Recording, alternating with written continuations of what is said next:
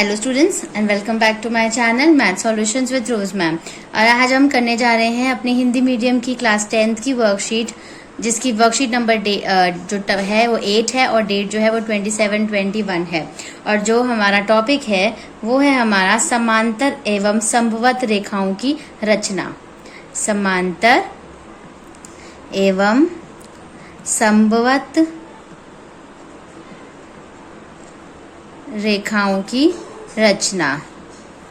तो आज हम इस टॉपिक के बारे में यहाँ पर पढ़ेंगे, जिसमें 3 कंस्ट्रक्शन हमें दे रखी हैं, 3 रचनाओं के बारे में हम जानेंगे। तो सबसे पहली जो रचना है वो रचना है हमारी समांतर रेखाओं की। पैरेलल लाइंस बोलते हैं हम इंग्लिश में इनको। तो हमारी हो गई समांतर रेखाओं की रचना, हमें करनी है समांतर रेखाओं की रचना। ठीक है, तो इसको किस तरीके से करेंगे हम स्टेप बाय स्टेप सीखते चलेंगे। सबसे पहला जो स्टेप है वो क्या है, एक रेखा खींचिए, एल एक रेखा खींचिए। ठीक है, तो हमने यहाँ पर एक रेखा यहाँ पर हमने खींच ली, जिसका नाम हमने क्या दे दिया, एल दे दिया। एवं बाहरी भाग में एक बिंदु पी लीजिए, और एल के अलावा यहाँ पर बाहरी भाग में एक बिंदु आपको पी लेना है। उसके बाद दूसरा स्टेप है, रेखा एल पर कोई बिंदु एक्स लीजिए। एल पर एक बिंदु हमने एक्स ले लिया।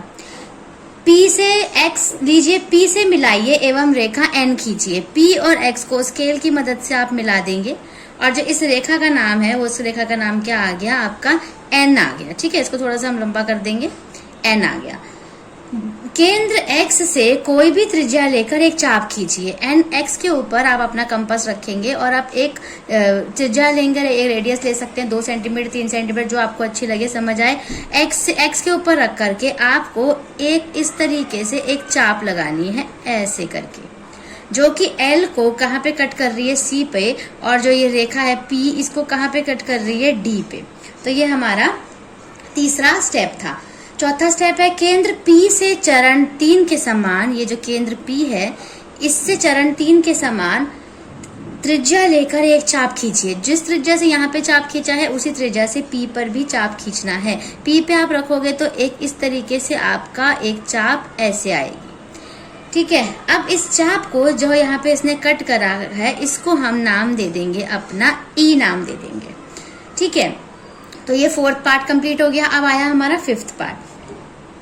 केंद्र E से इस चाप को F पर प्रतिच्छेद करेंगे, और E से एक और चाप लगाएंगे नीचे की तरफ, जो कि ऐसे इस चाप को कट करेगी, और इसका जो नाम देंगे वो क्या नाम दे देंगे, F दे देंगे।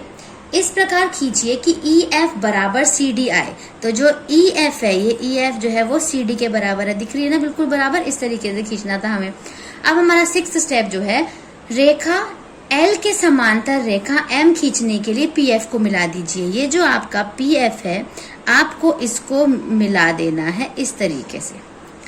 ठीक है, और ये रेखा आगे तक ये कहाँ पर जाएगी, आपकी M पर जाएगी। तो जो L और M है, ये रेखा क्या हो गई, अब समांतर रेखाएं हो गई। तो यहाँ पर ये हमारी रचना जो है ये खत्म हो जाती है। तो पहली रचना आपको समझ आ गई।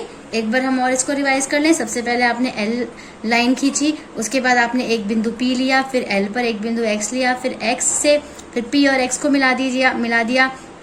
X पे रख के एक चाप ऐसे CD लगा दी, फिर P पे रख करके सेम त्रिज्या से इस तरीके से करा, जो E आ गया। E से एक चाप यहाँ पर F पे लगा दी, और F और P को आपने क्या करा, मिला दिया, जो कि रेखा का नाम क्या बन गया, आपका M बन गया। अब दूसरा जो है हमें बनाना है समवत रेखाओं की रचना के चरण, जब बिंदु रेखा R रेखा के बाहर स्थित हो। तो अब हम समवत रेखा बनाना सीखेंगे, समवत रेखा। ठीक है, इसके हम चरण देखेंगे किस तरीके से इसके चरण है। तो सबसे पहला स्टेप है वो है इस तरीके से, आपकी लाइन L है, एक बिंदु आपको बाहरी भाग में एक बिंदु आपको लेना है P को केंद्र मानकर कोई भी त्रिज्या लेकर एक बड़ी चाप खींचनी है आपको। P को केंद्र मानिए, और यहाँ से कॉपी को थोड़ा सा उल्टा कर लीजिएगा। P को केंद्र मान करके एक चाप इस तरीके से ऐसे करके यहाँ पर खींचनी है, जो कि इस रेखा को कहाँ कट कर रही है, A के ऊपर और B के ऊपर कट कर रही है। उसके बाद क्या करना है, तीसरे स्टेप में समान त्रिज्या लेकर A के ऊपर रख करके आपको एक आर्क नीचे लगानी है, और बी के ऊपर रख के इसी आर्क को आपको कट कर देना है। ठीक है, दोबारा देखिए, ए पे रख के एक आर्क यहाँ पे लगा दी इस तरीके से, बी पे रख के इसे कट कर दिया, और जो ये आर्क आई इसका नाम आ गया क्यू। अब P और Q बिल्कुल सीधा मैच होंगे, स्केल से P और Q को क्या करना है, मिला देना है। तो जो PQ जो रेखा है ये आपकी लंबवत है किसके ऊपर, L रेखा के ऊपर। ठीक है, यहाँ पे हमारा ये स्टेप्स जो है वो कंप्लीट हो जाते हैं। दोबारा एक बार देख लेते हैं। पहले हमने L रेखा बनाई, उसके बाद एक पॉइंट P लिया, P से एक बड़ी चाप लगाई L के ऊपर, A और B, A से एक चाप नीचे लगाई और B से उसी चाप को कट कर दिया और नाम क्या दे दिया, Q दे दिया, और P और Q को क्या करा, मिला दिया। तो है ना इजी, समझ आ गया।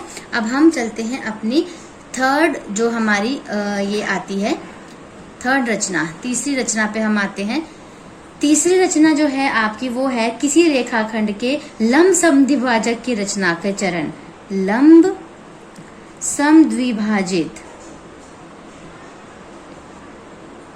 समद्विभाजक आपको हम आज यहाँ पर बनाना सिखाएंगे। लंब समद्विभाजक, इसके रचना के चरण हमें सीखने हैं। तो सबसे पहला है एक रेखाखंड आपको खींचना है। ठीक है, ए बी ले लीजिए, एक ए हो गया और एक बी हो गया। ए को केंद्र मानकर दो चाप खींचिए। ए के ऊपर रख करके या कंपास से आपको दो चाप लगानी है, एक ऊपर लगा लीजिए, एक नीचे लगा लीजिए। ऐसे ही बी को वही सेम त्रिज्या लेकर के बी से एक चाप इधर ऊपर लगा लीजिए और एक इधर नीचे लगा लीजिए। पहले ए पे रख के लगाई ऊपर नीचे, बी पे रख के लगाई ऊपर और नीचे। उसके बाद आपको क्या करना है, ये रेखा कहाँ पे, ये सी पे कट कर रही है और ये यहाँ पे डी पे कट कर रही है। अब सी और डी को स्केल की मदद से मिला देना है। तो ये जो आपका सी डी आया ये आपका लंब समद्विभाजक है। ठीक है, सी डी जो है आपका क्या है, लंब समद्विभाजक है। दोबारा एक बार देखते हैं। सबसे पहले एक ए बी रेखाखंड खींचा, उसके बाद ए पे रख के एक चाप ऊपर एक चाप नीचे, बी पे रख के इसी दोनों चाप को क्या कर दिया, कट कर दिया। इसका नाम सी दे दिया, इसका नाम डी दे दिया। उसके बाद सी और डी को क्या कर लिया, मिला दिया। तो ये आपकी जो है लंब, जो सी डी जो है वो है आपका लंब समद्विभाजक। तो आज हमने तीन के बारे में पढ़ा। एक हमने समांतर रेखाओं की रचना करा, दूसरा संभवत रेखाओं की रचना, और तीसरा हमने क्या करा, लंब समद्विभाजक सीखा।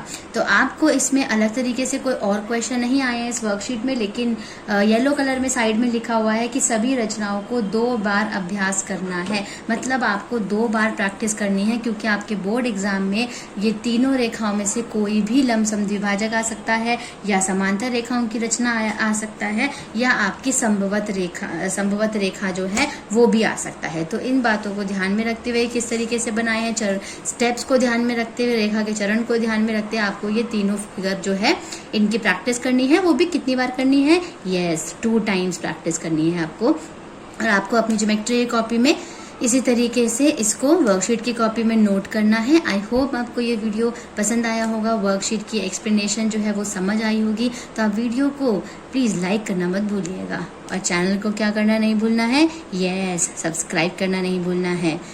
थैंक यू स्टूडेंट्स, और मिलते हैं नई वीडियो में नई वर्कशीट के साथ। Thank you.